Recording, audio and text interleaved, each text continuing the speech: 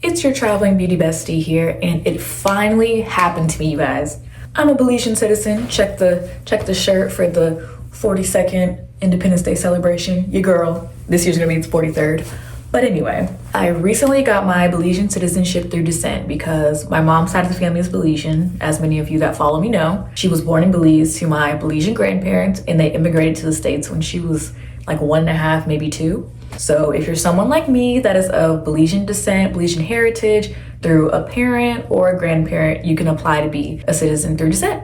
The process might be similar for other Caribbean countries like Jamaica, Barbados, things of that nature, but make sure to check your local embassy for the country that you or your family are from on what requirements they need. Here's how the process goes. You're going to need the nationality application form, which you can find on the website, and it has to be notarized, you guys. So you can do that usually at like your local post office. I think certain libraries have like a notary on staff, or if you're a student, a lot of schools have a notary as well. I believe local banks do as well. So check what bank you're banking at in your local city, and you should be able to get the document notarized. You're also going to need 4 passport size photos, you guys. You're also going to need your birth certificate. So you have to submit an original birth certificate. You're also going to need your passport, a copy of your passport. And if you don't have a passport, you can submit another form of photo ID. So like a driver's license or some kind of state ID that you have. And then a $40 fee, which isn't that bad in my opinion. Now, for this process, I sent in photocopies of my birth certificate and my passport, as well as the original passport photos I took and the application form. To establish the Belizean nationality link, I sent in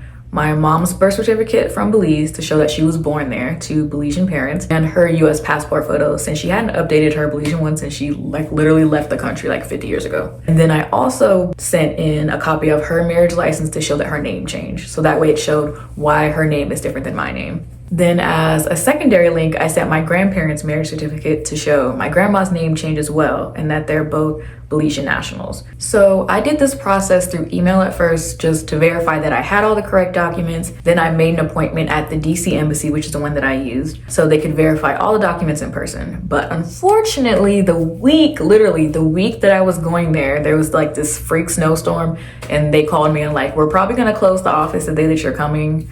And I took off work and everything, and I was like, you know what, we don't even have to do this. So I canceled my trip, and then I ended up overnighting them the documents to the embassy so they could see the physical documents in person. You're either gonna have to go in person for an in-person appointment, or if your embassy is cool like mine, you can overnight the documents in, and then they send them back.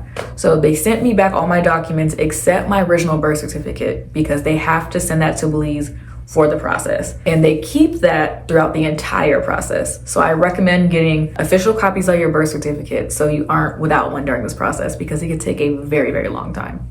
They quoted me like 10 months, which I'm like, that's crazy, but whatever. And I've heard of it taking much longer for some people, so 10 months, I'm like, sure, whatever. I had everything submitted by the DC embassy to Belize and by the end of January 2024. And then I got my certificate in the mail at the time of this recording in September 2024. So not that bad, a whole 2 months ahead of schedule. So, you know, your girl was hype, you know. So it only really took 8 months instead of 10. So I'm not really mad. And just in time for Belizean Independence Day, you know what I mean? Just imagine this says 43 because this year it's 43. All this to say, I am officially a dual citizen of Belize and the US. So if anyone else is of Belizean descent and is considering this, just know that it is possible for you, and it can make it easier to travel and stay longer in Belize than the typical 30-day tourist visa. So let me know in the comments if you've done this process before and if I missed any information, or if you haven't and are thinking about doing this as well. Let me know.